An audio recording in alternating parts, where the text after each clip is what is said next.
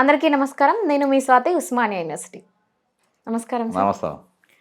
Congress party అధికారంలోకి వచ్చినప్పటి నుంచి అందరికీ కూడా వివిధ రకాలైనటువంటి విభిన్న ఆలోచనలు మొదలవుతా ఉన్నాయి. అయితే ప్రస్తుతం మన ముందున్నటువంటి బక్కా జడ్సన్ గారు ఆయన పనిచేస్తున్నటువంటి కాంగ్రెస్ పార్టీని గత 10 సంవత్సరాల నుంచి కావచ్చు, అంతకు ముందు నుంచి కావచ్చు, ఏకధాటిగా ఒకే పార్టీలో కొనసాగుతూ కూడా తనదైనటువంటి శైలిలో ముందుకెళ్తా ఉన్నారు. ఈరోజు మనకున్నటువంటి కొన్ని సందేహాలను తీర్చుకునేటువంటి ప్రయత్నం చేద్దాం. అనా, ముందుగా మన కాంగ్రెస్ పార్టీ గెలిచినందుకు మొట్టమొదటిసారిగా అందరు అనుకునే అంశం ఏంటంటే ప్రజలందరూ అనుకుంటున్నట్టు అని బీఆర్ఎస్ వాళ్ళు ఏం కమెంట్ చేస్తున్నారంటే కేవలం కాంగ్రెస్ పార్టీ అదృష్టం వల్లనే గెలిచింది, అదృష్టవశాత్తు అని. దీన్ని ఏమంటారు? వాళ్ళు ఓడిపోయిందైతే వాస్తవం కదా. ఖచ్చితంగా అంతే. అది ఎట్లయితే ఏంది కలిసి వచ్చింది ఎట్లా అనుకుంటా, వాళ్ళు ఓడిపోయింది అనేది వాస్తవం. దానివల్ల ఒప్పుకోవాలి. ఎట్లా గెలిచింది, ఏంటిది, ఏమైంది అనేది. అంటే వాళ్ళకు ఉన్న ఒక పెద్ద సందేహం ఏంటంటే వీళ్ళు మేము 12 మంది ఎమ్మెల్యేని గుంజుకున్న వీళ్ళు ఒక్కరోజు కూడా మాట్లాడలే అసెంబ్లీలో. మేము ధరని ఇంత పెద్ద కుంభకోణం చేసిన ఒక్కరోజు కూడా కాంగ్రెస్ వాళ్ళు ఉద్యమం చేయలే.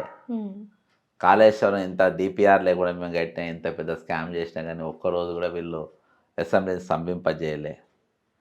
క్వశ్చన్ పేపర్ మేము అమ్ముకుంటే ఒకసారి ఒక కాలేజీ బంద్, రాష్ట్ర బంద్ పిలిపియలే. అంటే పదే పదే ఒకటే క్వశ్చన్ వేస్తా ఉన్నారు కేటీఆర్ గారు. కేవలం ఒక 3% ఓట్ బ్యాంక్తో మేము ఓడిపోవడం జరిగింది.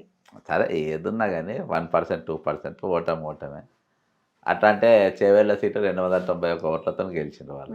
మరి దానికి ఏమంటారు? అది వేరే. కేవలం అది 1% కూడా కాదు అసలు, చెప్పుకొని 0.002% ఓడిపోయింది అక్కడ. అంటే ఏడ కూడా ఉద్యమం చేయకుండా కాంగ్రెస్ వాళ్ళు గెలిచిండ్రు. వీళ్ళని మొత్తం మేము లొంగ తీసుకున్నాము.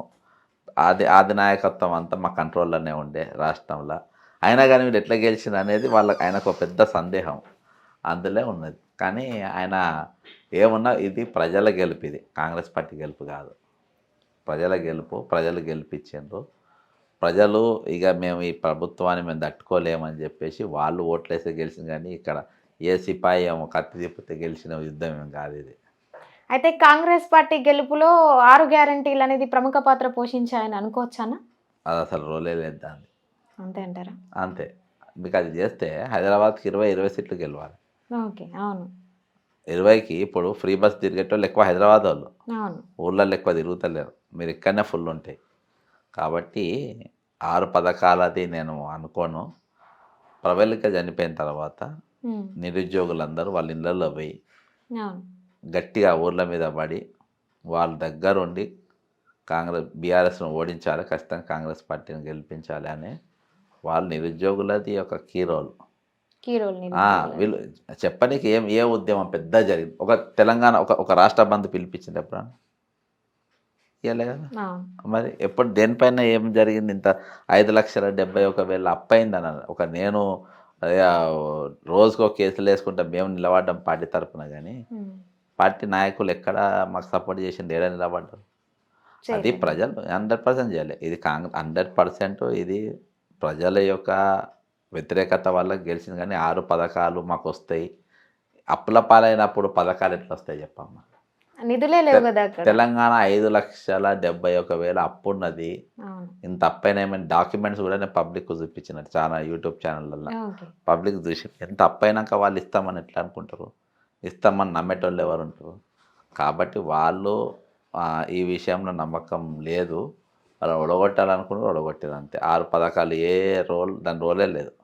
అయితే ఇప్పుడు మీరు అన్నారన్న పార్టీ ఎక్కడ మాలాంటోళ్ళకి సపోర్ట్ చేసింది అన్నట్టు అన్నారు. మీరు ఇప్పుడు ఎమ్మెల్సీగా ఒక దగ్గర నుంచి పోటీ చేస్తున్నారని మేము వింటా ఉన్నాం. మీరు కాంగ్రెస్ పార్టీ తరఫున పోటీ చేస్తూ ఉన్నారా, ఇండిపెండెంట్గా పోటీ చేస్తూ ఉన్నారా? నేను పోటీ చేస్తూ కన్ఫామ్.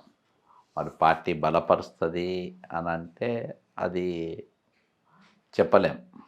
ఓకే. అంటే మీరు ఇన్ని సంవత్సరాలు కాంగ్రెస్ పార్టీలో కీలకంగా పనిచేసినటువంటి వ్యక్తి, చాలా ప్రజల సమస్యలపైన ప్రజాప్రతినిధులుగా మీరు ప్రతినిధిత్వం మీకు ఇవ్వకపోయినా కూడా, ఒక పదవి అనేది మీకు లేకపోయినప్పటికీ కూడా పోరాటం చేసినటువంటి వ్యక్తి, మరి మీలాంటి వాళ్ళకి ఎందుకు సపోర్ట్ ఇవ్వలేకపోతే? మామూలుగా ఏంటంటే ఎక్స్పీరియన్స్, ఒకటే పార్టీలో ఎక్స్పీరియన్స్ ఉంది, ఒక 3-4 పార్టీల ఎక్స్పీరియన్స్ ఉంటే ఇచ్చేది కావచ్చు. అంతే. ఒక 5 ఏళ్ళు బీజేపీలో, ఒక 5 ఏళ్ళు బీఆర్ఎస్లో, ఒక 5 ఏళ్ళు టీడీపీలో, ఓ 3-4 పార్టీ తిరిగితే ఎక్స్పీరియన్స్ బాగుంది. 3-4 కంపెనీలో పనిచేసింది కాబట్టి నా పోస్ట్ ఇవ్వచ్చు. ఒకటే కంపెనీలో పనిచేసినాం కదా, కాబట్టి మాకు ఈయనకు అంత ఎక్స్పీరియన్స్ లేదు అని చెప్పేసి పక్కన పెడుతుండొచ్చు. అయినప్పటికీ మీరు కాంగ్రెస్ పార్టీ అని చెప్పుకుంటా ఉన్నారు. అంతే కదా, ఒకటే మాది ఇండియన్ రైల్వేస్ లెక్క ఒకటే కంపెనీ అంతే అంటారు. అంతే. వాళ్ళు ఆర్మీ, నేవీ, ఎయిర్ ఫోర్స్ అంతే. అది మాకుంటుంది. కానీ పోటీ చేసిన మాత్రం 100% కాంగ్రెస్ పార్టీ బలపరచకపోయినా నేను పోటీలో ఉంటున్నా. ఎట్లా ఉన్నదన్న పరిస్థితి ఎమ్మెల్సీ ఎలక్షన్ లో మీరు గెలుపు అనేది? బ్రహ్మాండంగా ఉన్నది. దానికి మీరు కూడా సాక్షి. బంపర్ మెజారిటీ గెలుస్తా. బంపర్ మెజారిటీ అని అందరి నేతలు చెప్పినా నేను చెప్పగానే గెలుస్తా. నేను ఇప్పుడు అశ్వరావుపేట దాకా ఈ మూలకెళ్ళి ఇక్కడ ములుగు ఏటో నాగనకెళ్ళి మొదలుపెట్టి ఆ అవతల బార్డర్ అశ్వరావుపేట దాకా దాదాపు ఇక అన్ని కాన్స్టిట్యున్సీలు దాదాపుగా చుట్టేసిన.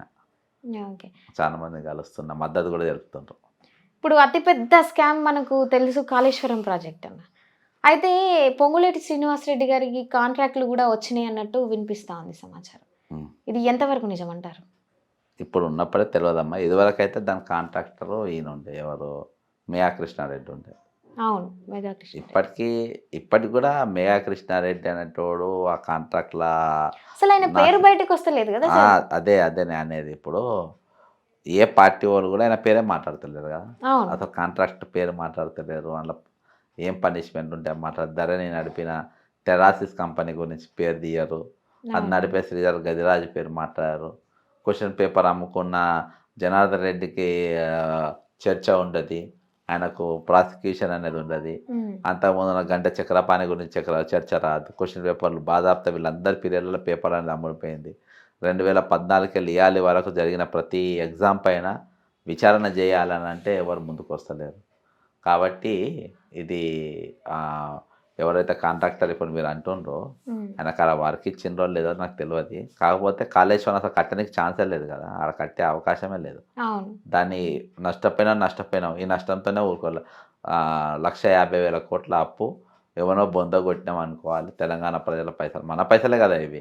వాళ్ళు ఏమన్నా యుద్ధాలు చేసి పక్క దేశాలపైన యుద్ధాలు చేసి తీసుకొచ్చిన ఖజానా కాదు కదా, మన తెలంగాణ పైసలేనా ఎవరిదైనా. అంటే మన బీఆర్ఎస్ పార్టీ ముఖ్యమంత్రి గారి దగ్గర నుంచి మొదలుకుంటే చిన్న సన్న కార్యకర్తల వరకు కూడా తిన్నది కక్కించేటువంటి ప్రయత్నం కాంగ్రెస్ పార్టీ చేయదలుచుకోవట్లేదా? అట్లానే ఎందుకు అడుగుతా ఉన్నామంటే కాళేశ్వరం ప్రాజెక్టును ఇప్పటి వరకు కూడా సిబిఐ ఎంక్వైరీ ఎందుకు వేయలేదంటారు సార్? మీ వ్యూ ఏంటి? అదే అమ్మా, ఇప్పుడు నేను చెప్పిన సమాధానం అదే. వాళ్ళ పేర్లేది అన్నప్పుడు వాళ్ళ మీద ఎంక్వైరీలు అయితే ఎట్లా అనుకుంటాం? ప్రజలు చాలా గెలిపించారు కదా. అది నేను చెప్తున్నా కదమ్మా, ప్రజలు గెలిపించడానికి గల కారణం వేరే. ప్రజలు, మీరు నా గత ఇంటర్వ్యూలు చూస్తే నేను 3 రకాలుగా కాంగ్రెస్ పార్టీకి ఓటేసిందని చెప్పిన. ఏది ఒక 1 year బ్యాక్. ఎందుకు వేస్తారు అంటే పెద్దలు అడిగినప్పుడు కూడా చెప్పిన. ఒకటి, నంబర్ 1 కాంగ్రెస్ పార్టీకి తిట్టుకుంటూ ఓటేస్తారు. కాంగ్రెస్ పార్టీ ఓటు బ్యాంక్ కూడా ఒకటి ఓటేస్తాడు. వేరే దిక్కులేక కాంగ్రెస్ పార్టీకి ఓటేస్తాడు.